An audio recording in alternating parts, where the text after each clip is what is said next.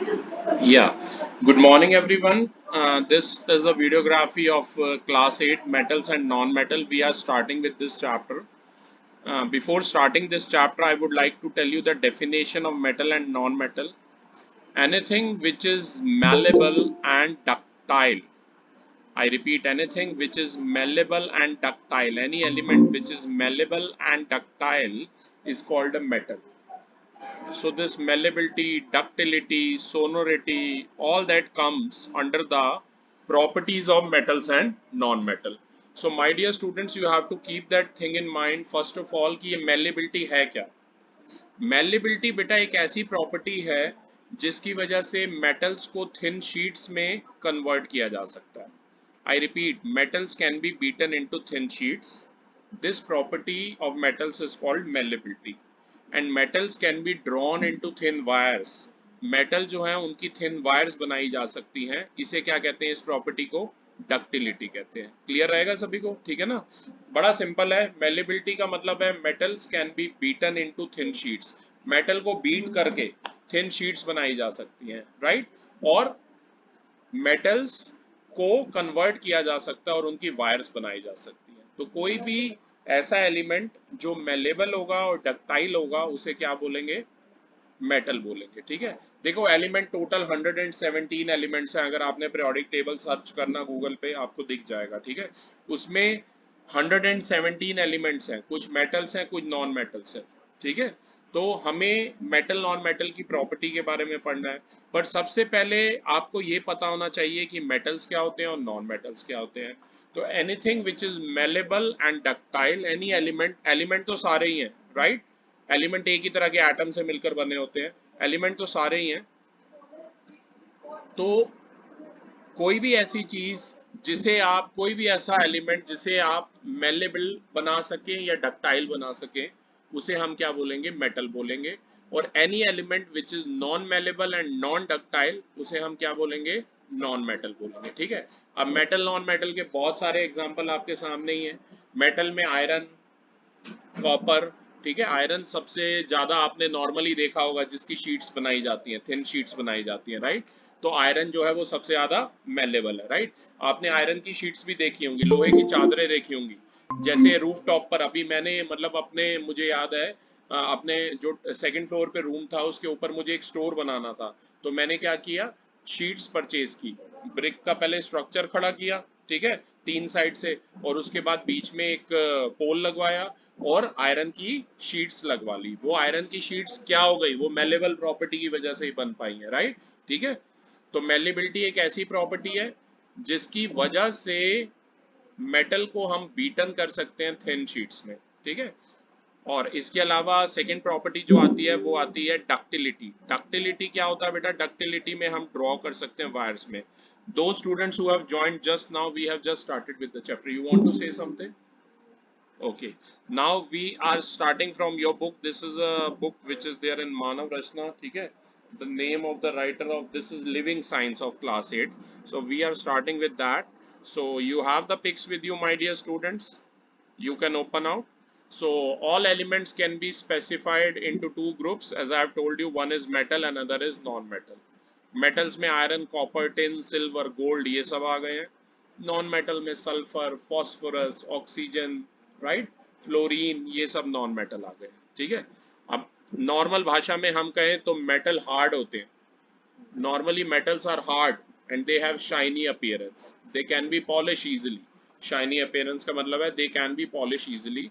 जबकि non metal जैसे कि सल्फर और फॉस्फोरस हैं वो हार्ड नहीं होते हैं और डल होते हैं. लेकिन इसकी एक्सेप्शंस भी आपके माइंड में होनी चाहिए. एक्सेप्शन क्या होती हैं? जो डिफरेंट होंगी. ठीक है, एक्सेप्शन की बात करूं, जैसे जनरली सारे मेटल हार्ड होते हैं, पर एक ऐसा भी दो ऐसे भी मेटल हैं, आप बता सकते हैं जो सॉफ्ट, इतने सॉफ्ट होते हैं कि उन्हें नाइफ से भी कट कर सकते हैं. बताइए. उनके आंसर है पोटेशियम और सोडियम. क्या आंसर है? पोटेशियम और सोडियम. ठीक है, वो इतने सॉफ्ट होते हैं उन्हें हम नाइफ से भी कट कर सकते हैं, राइट? अब इन्होंने बोला शाइनी अपीयरेंस होती है, राइट? इसके बारे में जैसे आपको पता है सिल्वर गोल्ड मेटल है, उनकी शाइनी अपीयरेंस होती है, उन्हें पॉलिश कराया जा सकता है. ठीक है, नॉन मेटल की बात करें तो वो हार्ड नहीं होते, राइट? ठीक है, तो ये सब हम प्रॉपर्टीज, इसकी एक्सेप्शन, इनके बारे में भी बात करेंगे। पहले पर मैं आपको फिजिकल प्रॉपर्टी सिखाता हूँ, उसके बाद इनके एक्सेप्शंस के बारे में बताऊंगा। बहुत सारे ऐसे एलिमेंट है बेटा, जैसे कि सिलिकॉन, आर्सेनिक, एंटीमोनी, जर्मेनियम। इनमें कुछ प्रॉपर्टी मेटल की होती हैं और कुछ नॉन मेटल्स की होती हैं। इन्हें क्या कहते हैं? मेटलॉइड्स कहते हैं। तो मेटलॉइड बेटा ऐसे एलिमेंट हैं जिनमें मेटल नॉन मेटल दोनों की प्रॉपर्टीज होती हैं, ये ध्यान रखना। अगर आप इलेक्ट्रॉनिक व्यू पॉइंट से देखेंगे तो जो मेटल्स होते हैं उन्हें हम क्या बोलते हैं? उन्हें हम कहते हैं एलिमेंट्स, और वो पॉजिटिव आयन बनाते हैं। देखो होता क्या है, इसके लिए थोड़ा सा ना आपको, आपके स्कूल्स में मुझे नहीं पता कि इलेक्ट्रॉनिक कॉन्फ़िगरेशन वगैरह कुछ सिखाया है अभी, तो आपको उसी तरीके से अब तो अभी आपको वर्ड फॉर्मेट में ही लर्न करनी पड़ेगी इक्वेशन, आप सिंबॉलिक टर्म में नहीं लर्न कर पाओगे। समझ आ रही है बात आपको? ठीक है, आपको वर्ड फॉर्मेट में ही लर्न करनी पड़ेगी, ये ध्यान रखना। तो ये ध्यान रखिएगा, आपको वर्ड फॉर्मेट में ही ध्यान में रखनी पड़ेंगी इक्वेशंस। ठीक है, तो ध्यान दीजिए, मेटल जो है इलेक्ट्रॉन लूज करते हैं। जैसे सोडियम एक मेटल है, इसका एटॉमिक नंबर 11 है, ये एक इलेक्ट्रॉन लूज करेगा और 10 नंबर वाले आर्गन की स्टेट अचीव करना चाहेगा। तो अभी बस आप इतना याद रखिए, मेटल इलेक्ट्रॉन लूज करते हैं और नॉन मेटल इलेक्ट्रॉन्स गेन करते हैं।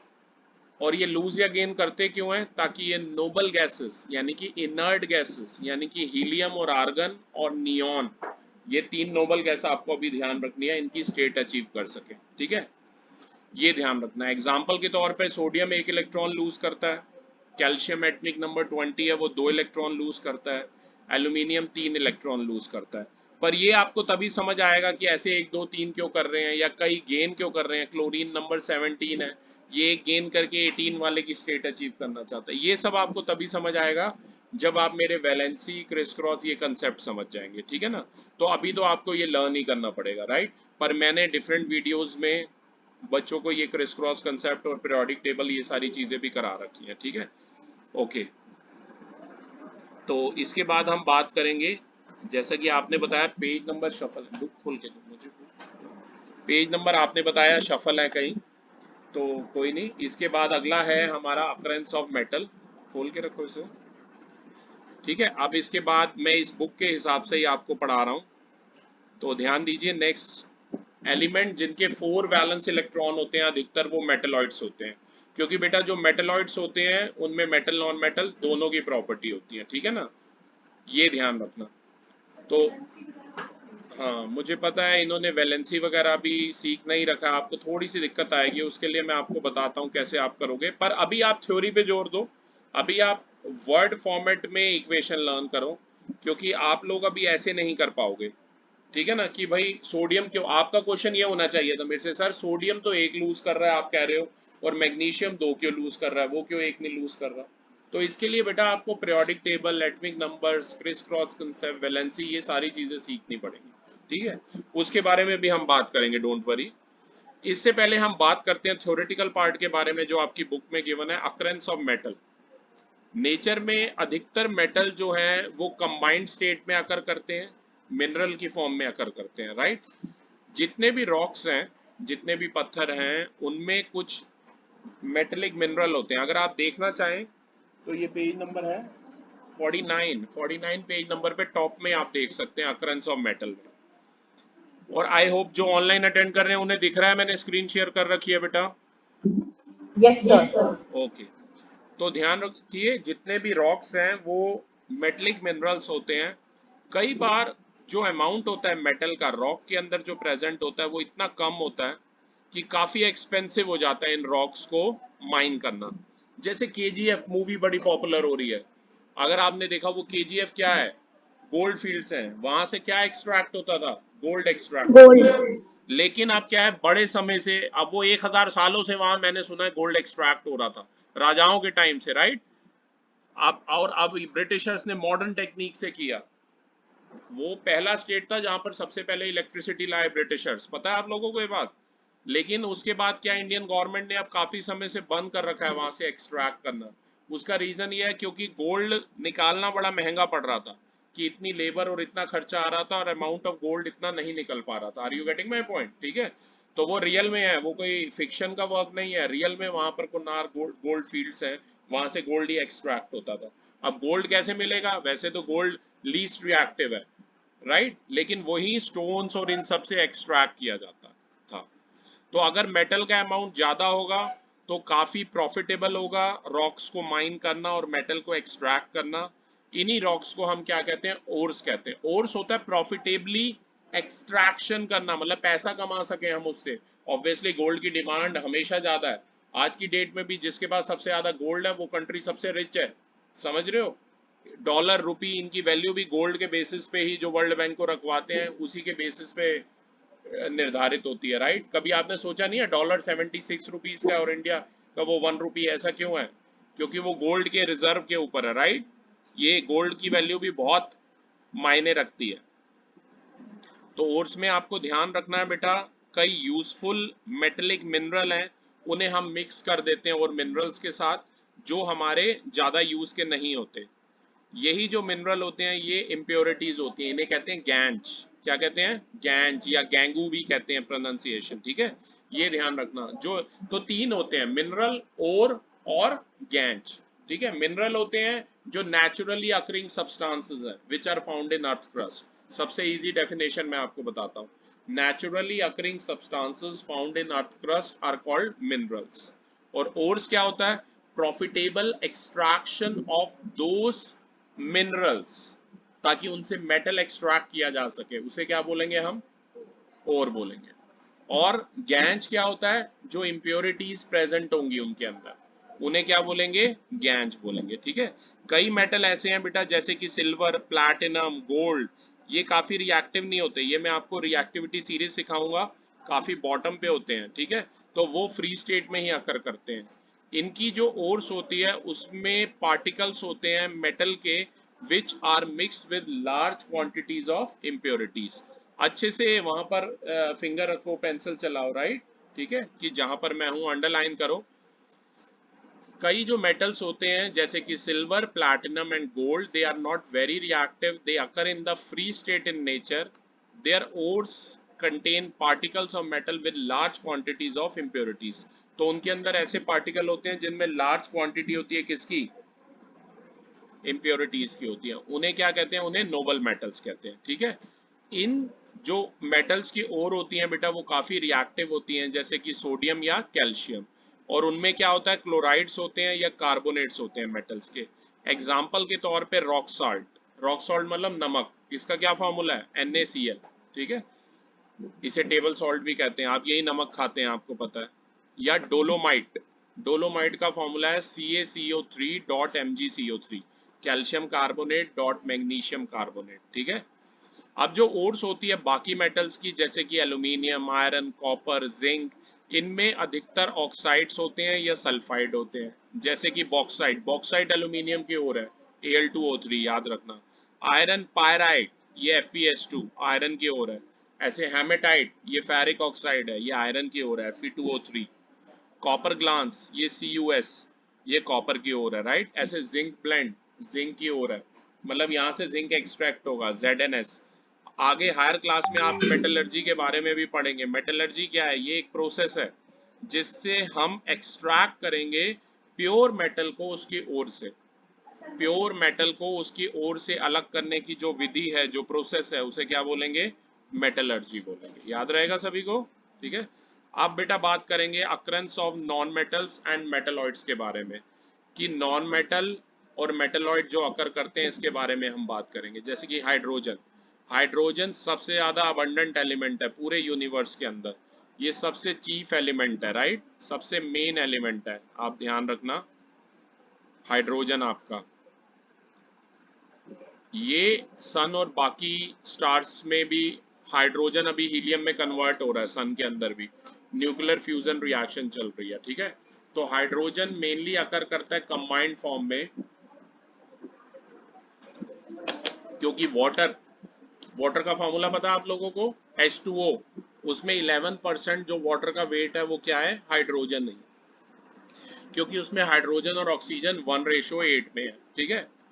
पेट्रोलियम, नेचुरल गैस, कोल, क्ले, ये सभी एनिमल्स और प्लांट सभी में पाया जाता है। नाइट्रोजन की बात करेंगे। नाइट्रोजन बुक में दिख रहा है आप सभी को बेटा? पिक्स भी हमने भेज रखी हैं, सेम ही पेज पर हूं मैं, देख सकते हैं आप। नाइट्रोजन फ्री स्टेट में अकर करता है एटमॉस्फेयर में लगभग 76% बाय मास ऑफ एयर, जो है वो नाइट्रोजन है। और कंबाइंड स्टेट में it is a constituent of mineral, जैसे कि चिले सॉल्ट पिटरे यानी कि सोडियम नाइट्रेट, और नाइट्रे यानी कि पोटेशियम नाइट्रेट होता है। तो नाइट्रोजन एन इसमें आपको दिख ही रहा है साफ साफ, ठीक है।